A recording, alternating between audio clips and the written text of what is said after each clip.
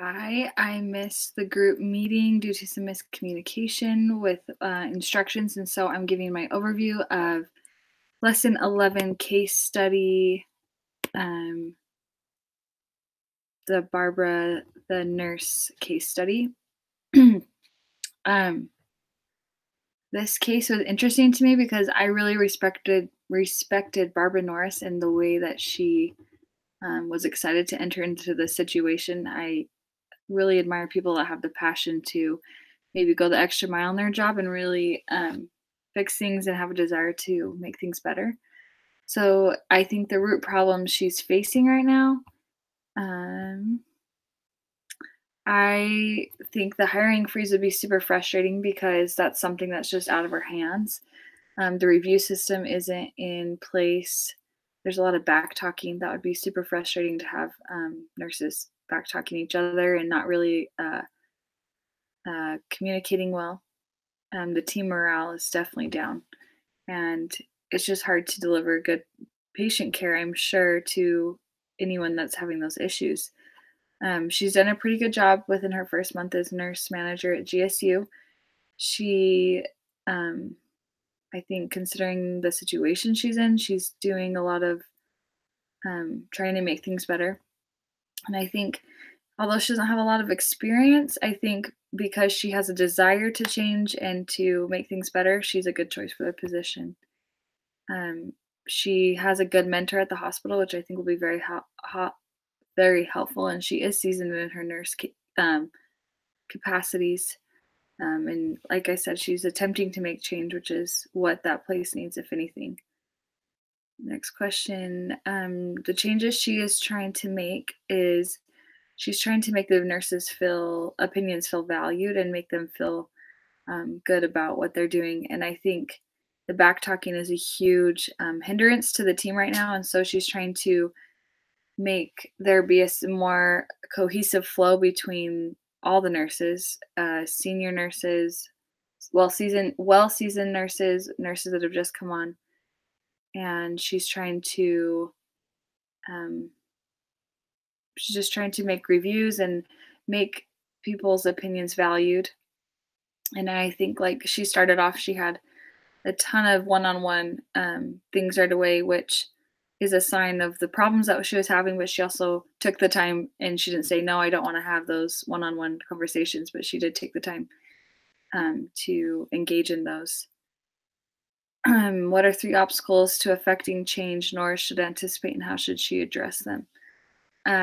Anything out of the norm. I think just any different culture is gonna be met with some resistance. So she needs to be prepared for that resistance. She needs to be aware that um, she needs the hiring freeze. She needs to overcome that, whether it be by letting her staff know that that's what's going on. And so that's the problem she's facing and make it apparent through the thing, or to go to some higher authorities to talk about maybe erasing the hiring freeze for her department. And she needs to help each other help all the nurses really look out for each other and care for each other instead of just fending for themselves and being upset when someone doesn't follow through. An action plan, I think first and foremost she just needs that team unity. I think when people are working together cohesively, that is going to solve a lot of the problems she's having. And I also think that she needs to put in place a reward system, not a reward system, but a pay scale based on experience. And if people are going above and beyond and taking all extra courses like that one nurse was doing, that they need to be rewarded for that, whether it be with paid time off days or whatever. She needs to set up a system that encourages people to go the extra mile and to be really good at their job. And so an action plan I would advise for her would be to really focus on the individuals in her group and to make sure that they're getting to know one another and that she's getting to know them and that she's developing and helping foster relationships between all those nurses so that they can work better together. Um, an action plan, I just think she needs to start from the ground up and she needs to start by getting to know each of the nurses and then helping them get to know each other, and then work on really their performance checks. Make sure that they are all um, being held accountable for their performance and that she's keeping clear records of those, whereas the person before hadn't been doing that.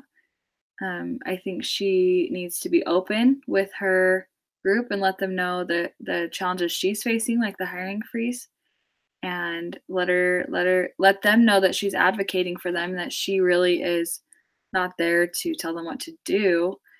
She's there to more facilitate what's going on and to help them as a group, but really she's there to be their leader and to be able to fend for them when they need when they are in need and they're at GSU.